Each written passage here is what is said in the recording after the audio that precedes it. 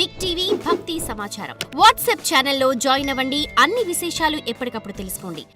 అందరికీ నమస్కారం. Welcome to big TV భక్తి. ఎన్నో ఆధ్యాత్మిక ప్రశ్నలకు సమాధానం చెప్పడానికి ఇప్పుడు మనతో పాటు ఐకానిక్ ఆస్ట్రాలజర్ గట్టుపల్లి సురేష్ బాబు గారు మనతో పాటు ఉన్నారు. ఆయనతో మాట్లాడి మరిన్ని వివరాలు తెలుసుకుందాం. నమస్కారం గురుగారు. జై శ్రీమన్నారాయణ. గురుగారు, ఆషాఢం వచ్చింది అంటే ప్రతి ఆడపిల్ల చేతి కూడా గోరెంటాకు అనేది మనం చూస్తూ ఉంటాం. ఆషాఢంలో గోరెంటాకు విశిష్టత ఏంటండి? గోరెంటాకు అనగానే మనకి గుర్తొచ్చేది ఏంటంటే, నిజంగా మీరంటే కన్ని పిల్లలు వాళ్ళు పెట్టుకుంటే వారు మురిసిపోతుంటారు. మంచి మొగుడు వస్తాడని. గోరెంటాకు ఎంత పండితే అంత మంచి మొగుడు వస్తాడని. అవును, అది నిజంగా వాస్తవమే అంటారా? వాస్తవం అంటే జరుగుండొచ్చు. అయితే గోరెంటాకు అనే చెట్లో 5 అమ్మవార్లు ఉంటారు.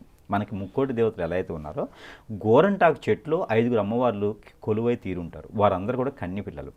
అయితే వారికి కోరికలు అనేది తీర్చేందుకు ఆస్కారంగా ఉంటారు. వారు 5వ తనానికి చిహ్నంగా గోరెంటాకు పెట్టుకుంటారు.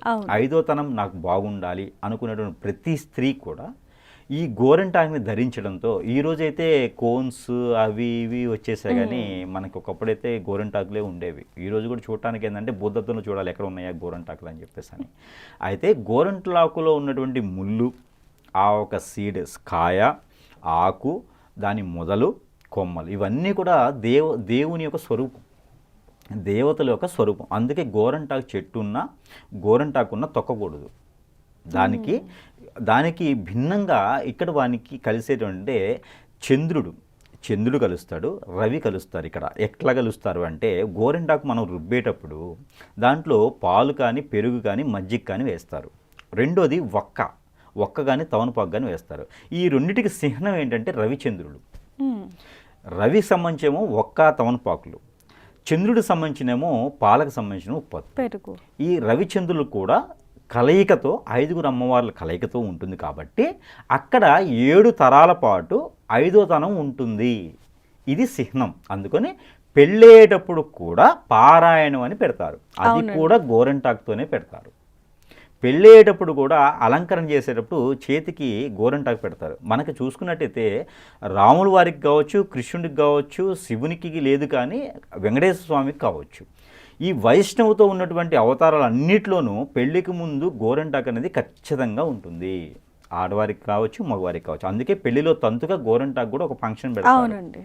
మెహందీ ఫంక్షన్ అంటూ ఈ రోజుల్లో అయితే. అప్పుడు మనకి 5 రోజులు చేసే తంతులో కూడా గోరెంటాకు అనేది ఖచ్చితంగా సపరేట్గా ఉంటుంది. అది ఆ చెట్లను కోసి పెట్టే విధానం అయితే ఖచ్చితంగా ఉంటుంది. అయితే ఈ యొక్క 7 తరాల పాటు వీరు 5వ తనంతో ఉండాలి, ఆ అమ్మవార్లు దీవెనలు ఉండాలి అని చెప్పేసి చేసేటువంటి విధానమే ఈ గోరెంటాకు. కాబట్టి స్త్రీలందరూ కూడా పెళ్ళి కానప్పుడైనా, పెళ్ళి అయిన తర్వాత సంసారం బాగుండాలి. ఇంట్లో ఇంకొకటి ఉన్నది, భార్యాభర్తల మధ్యన పడట్లేదు, చికాకు ఉన్నది, ఈ పెళ్ళి అయ్యి పిల్లలు పుట్టట్లేదు, ఇలాంటి వారు కూడా గోరెంటాకు ధరించడంతో పిల్లలు పుట్టే అవకాశం ఉంటుంది. పెళ్ళి అయిన ఒకరు మాత్రమే. అలానే పెళ్ళి అయి చికాకులు ఉన్నవారికి మాత్రం ఆ చికాకులు తగ్గి ఒకటిగా ఉండేటువంటి అవకాశం కూడా మెండుకు కనిపిస్తుంది. సైంటిఫిక్గా ఇంకొకటి ఏంటంటే రీజన్, గోరెంటాకు పెట్టుకోవడం వలన బ్లడ్కి రిలేటెడ్ ప్రాబ్లమ్స్, స్కిన్కి రిలేటెడ్ ప్రాబ్లమ్స్ కూడా తగ్గుముఖం పట్టేటువంటి అవకాశాలు కూడా మెండుగా ఉన్నాయి.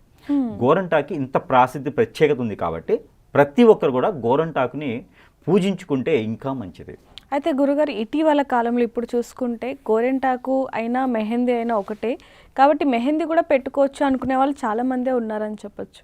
ఇక దొరకని పక్షంలో ఏం చేస్తారు, ఇక ఇంట్లో భోజనం లేనప్పుడు హోటల్లో భోజనం తెచ్చుకున్నట్టుగానే మనకు దానికి అడ్జస్ట్ అయిపోవడం తప్పితే, గోరెంటాకు మనం కోసుకొని దాన్ని చివ్వుకొని దాన్ని రుబ్బుకొని పెట్టుకునేటువంటి విధి విధానాలు ఈ రోజుల్లో మనకు అందుబాటులో లేవు. కొన్ని పట్టణాల్లో అయితే, టౌన్లో అయితే అందుబాటులో లేవు. కాబట్టి ఉన్నదే ఇక ఏదో చేసుకోవడం పెట్టుకోవాలి తప్పితే ఇంకా అంతమించి మనకు ఆప్షన్ లేదు. ప్రతి ఒక్కరికి గోరెంటాకు కావాలంటే విలేజ్లోకి వెళ్ళి తిరుగుతూ ఉంటారనమాట.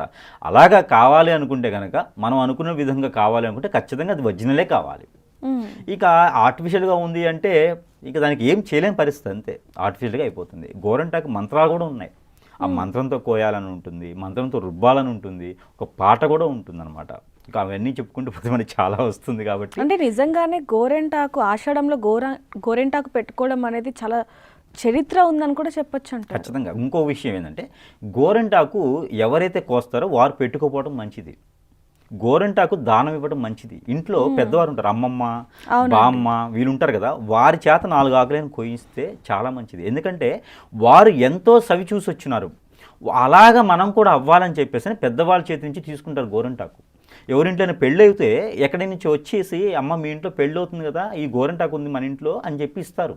ఒకప్పుడు అది అయితే, ఇప్పుడు అవన్నీ ఎక్కడ లేదు. ఎందుకంటే ఆడపిల్ల మీద ఇష్టం ప్రేమ ఉన్నవారు, అమ్మమ్మ తాతమ్మ లాంటి వారు గోరింటాకు పెడితే వారిలాగానే తరతరాలు బాగుంటుందని ఒక దీవెన చేసుకుంటూ గోరింటాకు పెడతారు. దీంట్లో చాలా రకాలు ఉంటాయి గోరింటాకులో. అందుకని గోరింటాకు ఈ ఆషాఢంలో ఒక సీజన్ వైజ్గా ఈ ఆషాఢంలో గోరింటాకు అనేది కొత్త పంట వస్తుంది, కొత్త ఆకు వస్తుంది. అందుకని ఈ గోరింటాకుని ఆషాఢ మాసంలో పెట్టుకోవడానికి గల కారణం అది. ఇంకోటి ఏంటంటే ముక్కోటి దేవతలు కూడా మనం అనుకున్నట్టుగా ముల్లోకాల్లో ఉన్నటువంటి దేవతలు కూడా భూలోకంలో విహరిస్తారు కాబట్టి ఈ గోరింటాకు పెట్టుకున్న వాళ్ళని దీవిచ్చి వెళ్తారు.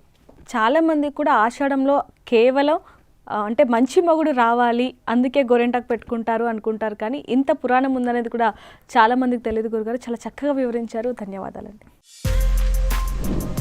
For more videos like this, subscribe Big TV channel.